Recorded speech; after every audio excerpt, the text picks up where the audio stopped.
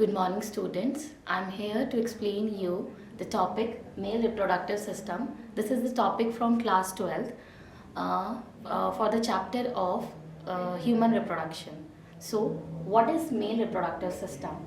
Male reproductive system consists of a number of sex organs and are part of the human reproductive system.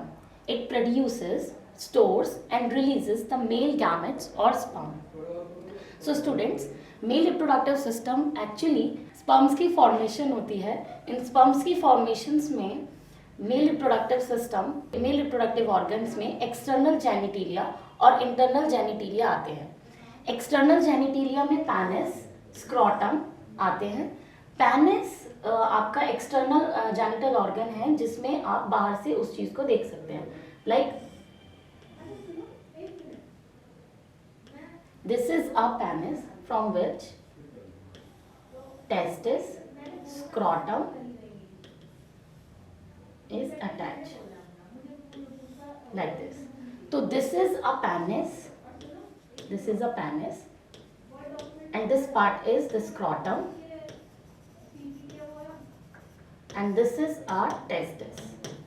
Testis के लिए जो temperature होना चाहिए 2 to 2.5 होना चाहिए degree Celsius, 2 to 2.5 degree Celsius होना चाहिए. इतने टेम्परेचर्स पे, इतने ही टेम्परेचर पर स्पर्म्स की फॉर्मेशन हो पाती है. सो एक्सटर्नल जेनिटेलिया में हमारा पेनिस आता है और स्क्रोटम आता है. अब आगे इंटरनल जेनिटेलियल ऑर्गन्स में testis, epididymis, vas difference, accessory glands. Accessory glands में सेमिनल वेसिकल्स, प्रोस्टेट ग्लैंड और बल्बोयूरेथ्रल ग्लैंड्स आते हैं. Next, this is the male reproductive organ. In this is a slide view and this is a front view. मैं आपको अभी पूरा diagrammatically भी explain करूंगी इस पूरे डायग्राम को at the end of our slides. External genital organ is penis and scrotum. Penis is the organ by which the sperms is introduced into the female, and this is a penis. इसमें ये बाहर वाली layer को हम foreskin बोलते हैं. आप देख सकते हैं ये वाली स्किन जो है, स्किन इसकी, ये फोरस्किन हो गई और ये इसका पेनिस. आगे अब फोरस्किन को रिमूव कर दिया जाता है. कुछ जैसे मुस्लिम्स लोग होते हैं वो क्या करते हैं, बचपन में ही ये फोरस्किन्स को रिमूव कर देते हैं. इसकी वजह से क्या होता है, फोरस्किन को रिमूव करने की वजह से कि HIV का जो रिस्क होता है आगे डिक्रीज हो जाता है, वो नहीं होता है. ठीक है, आगे हम चलते हैं. The penis is the organ by which the sperms is introduced into the female और it contains spongy tissue that becomes turgid and erect when filled with blood. Penis में जब स्पर्म्स फॉर्म होके आ जाते हैं तो इरेक्ट स्पॉन्जी टिश्यूज और erect हो जाते हैं और बाद में वो रिमूव आउट होते हैं. नेक्स्ट, पेनिस के बाद आपका आता है यूरेथ्रा. मैं आपको ये डायग्रामेटिकली थोड़ा सा बताती हूँ यहाँ पर कि this is a testis, this is scrotum. From this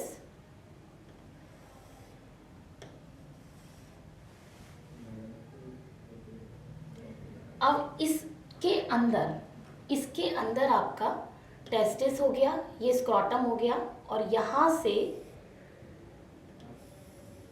ये पेनिस है. ठीक है, अब यहाँ पर कर्व्ड लाइक स्ट्रक्चर आएगा आपका, वास डिफरेंस. तो अभी हम इस पार्ट को थोड़ा सा देखते हैं कि ये पूरा हमारा टेस्टिस हो गया और टेस्टिस से ऊपर की तरफ बढ़ेंगे. यहाँ से टेस्टिस में स्पर्म्स फॉर्मेशन होगी और स्पर्म्स की फॉर्मेशन से आगे की तरफ बढ़ेंगे हमारे स्पर्म्स. और ये वाला जो पार्ट है यहाँ से ऐसे जाते हुए वास डिफरेंस दिखा रहे हैं. वास डिफरेंस से आगे बढ़ेंगे इस तरीके से तो यूरेथ्रा पे पहुंचेंगे. यहाँ पर यूरेथ्रल मेम्ब्रेन होती है एक ट्यूब की तरह, a tube within the penis that conveys semen out of the body during ejaculation. Ejaculation means remove out होना. सीमेंस का रिमूव आउट होना. Then glans. Glans, the rounded highly sensitive end of the penis. This part is called glans. Prepuce, a fold of skin covering the head of the penis.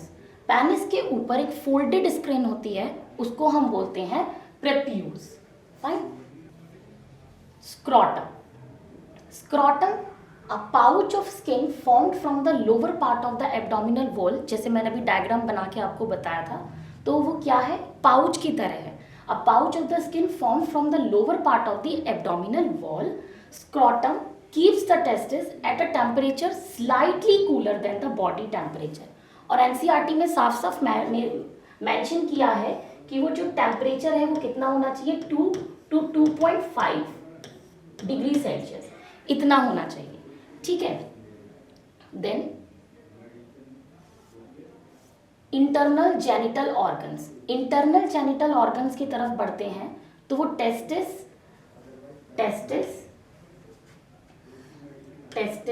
Epididymis, vas deferens, seminal vesicle, prostate gland, bulbourethral gland, ये सारे glands आते हैं.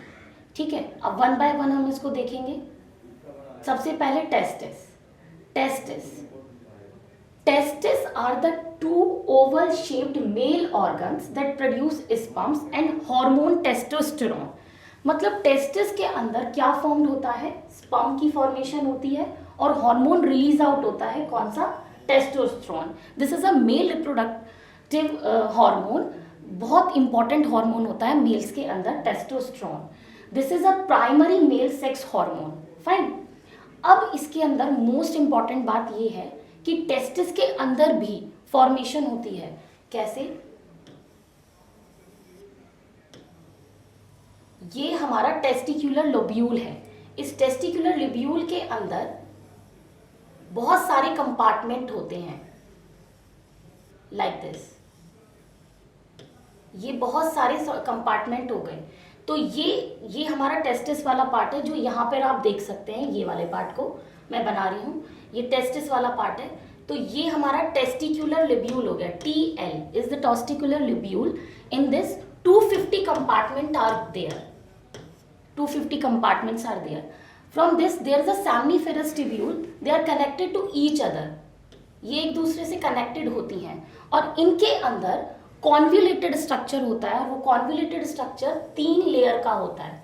इसके अंदर इस तरीके से 3 layer की फॉर्मेशन होती है.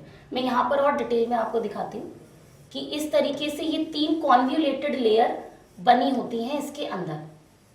ऐसे ये 3 लेयर पूरी इसके अंदर आती हैं. तो टेस्टिक्युलर लोब्यूल के अंदर 250 कंपार्टमेंट हो गए और सेमनीफेरस ट्यूब्यूल के अंदर ये 3 लेयर हो गई. 1 to 3 लेयर बनती हैं.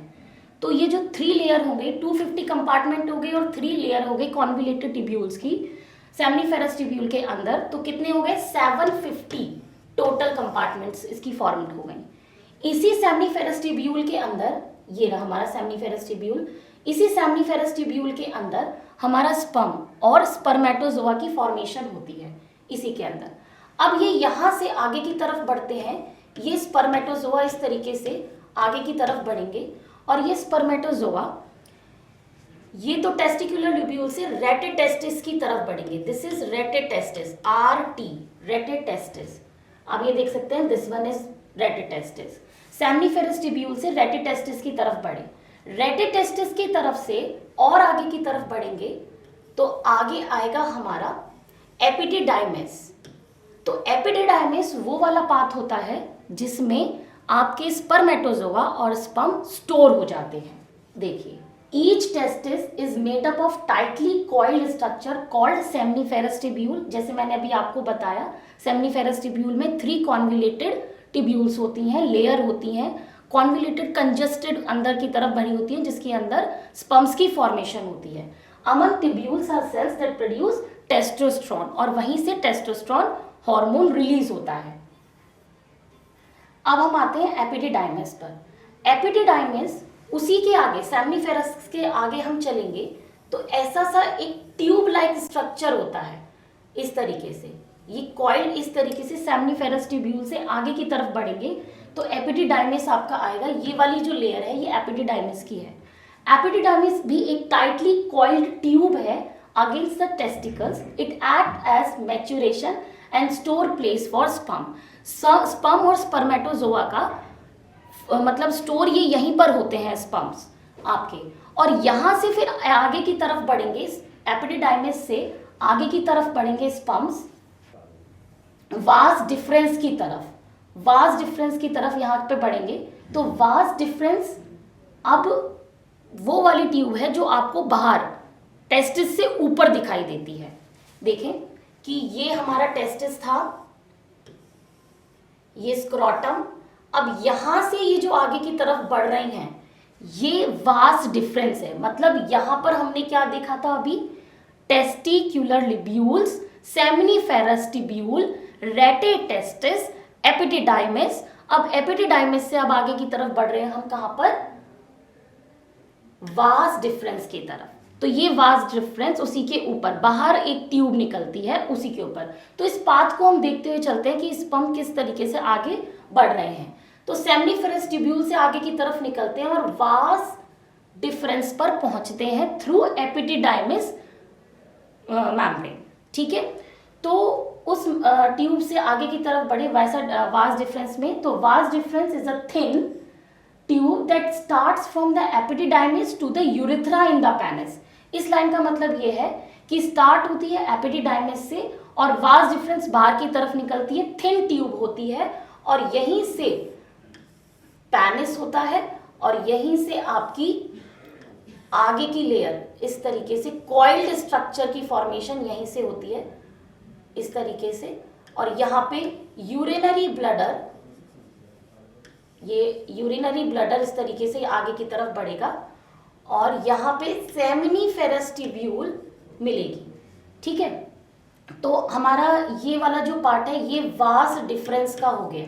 वास डिफरेंस, वास डिफरेंस में आगे की तरफ जब ये बढ़ते हैं तो कहाँ पर ट्रांसपोर्ट होंगे, इजैकुलेट होकर वास डिफरेंस से आगे की तरफ बढ़ेंगे एसेसरी ग्लैंड्स की तरफ. अब एसेसरी ग्लैंड्स हैं हमारी seminal vesicle, prostate gland, bulbourethral gland. These glands produce nourishing fluid for the sperm that enter through the urethra. जब एपिडिडाइमिस और वास डिफरेंस से ये आगे की तरफ बढ़ते हैं तो एक लीफ लाइक स्ट्रक्चर मिलता है. तो ये आगे की तरफ जब यहां से बढ़े आपका, तो यहां पर ये लीफ लाइक स्ट्रक्चर मिलेगा इस तरीके से. ठीक है, मैं एक बार फिर से आपको बताती हूँ. इसी में ये वास डिफरेंस हो गया. वास डिफरेंस में आगे की तरफ जब बढ़ेंगे तो इस तरीके से कॉइल्ड स्ट्रक्चर आएगा. इस कॉइल्ड स्ट्रक्चर में ये वाला जो पार्ट है आपका यूरिनरी ब्लडर हो गया. यूरिनरी ब्लडर से इधर निकल के आएगा लीफ लाइक स्ट्रक्चर आपका सेमिनिफेरस ट्यूब्यूल. और ये सेमिनिफेरस ट्यूब्यूल से यहाँ की तरफ इस तरीके से आगे की तरफ बढ़ रहे हैं ये. ठीक है, थोड़ा सा मैं इसको और क्लियर करके बताती हूँ कि ये हो गया आपका सेमिनिफेरस ट्यूब्यूल और यहाँ से आपका वास डिफरेंस घूमता हुआ आ रहा था. यानी कि वास डिफरेंस से अब आपके स्पर्म कहाँ पर पहुंचे, इस सेमिनल वेसिकल में. ये सेमिनल वेसिकल है हमारी SV, seminal vesicle. Seminal vesicle में आपके स्पर्म एंटर कर चुके हैं और सेमिनल वेसिकल में इस टाइम पर क्या प्रेजेंट है, सीमेन प्रेजेंट है, सेमिनल फ्लूइड प्रेजेंट है. तो सेमिनल फ्लूइड प्लस स्पर्म मिलके क्या बनाते हैं, सीमेन बनाते हैं. अब इस प्रोस्टेट ग्लैंड के बाद आगे की तरफ देखते हैं, हमारा इस तरीके से एक ग्लैंड होता है, वो ग्लैंड है प्रोस्टेट ग्लैंड.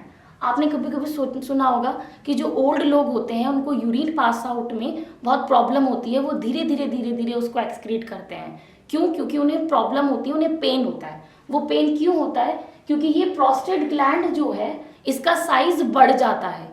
इसके साइज बढ़ने की वजह से जो यूरिनरी ब्लैडर वाली ट्यूब है वो दब जाती है और वहां से जब यूरिन पास आउट होगा तो धीरे धीरे करके उसका पेन होता है. तो ये बेसिकली प्रोस्टेट ग्लैंड में जो प्रॉब्लम है ये ओल्ड लोगों को ज़्यादा होती है. इस बीमारी को बोलते हैं प्रोस्टेटिक हाइपरप्लास्मिया. ठीक है, इसके बाद यहाँ पर एक इसी के नीचे ये इजैक्यूलेटेड डक्ट है. अब सीमेन जो फॉर्मेशन हुई स्पर्म प्लस सेमिनल फ्लूइड की, तो सीमेन यहाँ पर आके आगे की तरफ बढ़ेगा और इजैक्यूलेटरी डक्ट तक पहुंचेगा। इजैक्यूलेटरी डक्ट के पास ही यहाँ पर बल्बो यूरिथ्रल ग्लैंड होता है जो कि कैल्शियम्स की फॉर्मेशन करके उस स्पर्म को कैल्शियम नरिशमेंट प्रोवाइड करता है। ठीक है। Seminal vesicle. Seminal vesicle are the sac-like structure attached to the vas deferens at one side of the bladder. They produce a sticky yellowish fluid that contain fructose. तो seminal vesicle के पास क्या है? Fructose है जो कि energy दे रहा है किसको? स्पर्म को। Prostate gland. Prostate gland surrounds the ejaculatory duct. Ejaculatory duct के पास क्या बना? आपका प्रोस्टेट ग्लैंड, उसको ऐसे पूरा कवर करके रखा हुआ है उसने। The prostate gland is responsible for making the production of semen. मैंने बताया ना, सेमिनल फ्लूइड से कहाँ पर जा रहा है? आगे की तरफ बढ़ रहा है, इजैक्यूलेटरी डक्ट तक पहुंच रहा है। क्या? सीमेन. Prostate gland is responsible for making the production of semen, a liquid mixture of sperm cells, prostate fluid and seminal fluid. Next to the bulbourethral gland. Bulbourethral glands को हम Cowper's glands भी बोलते हैं.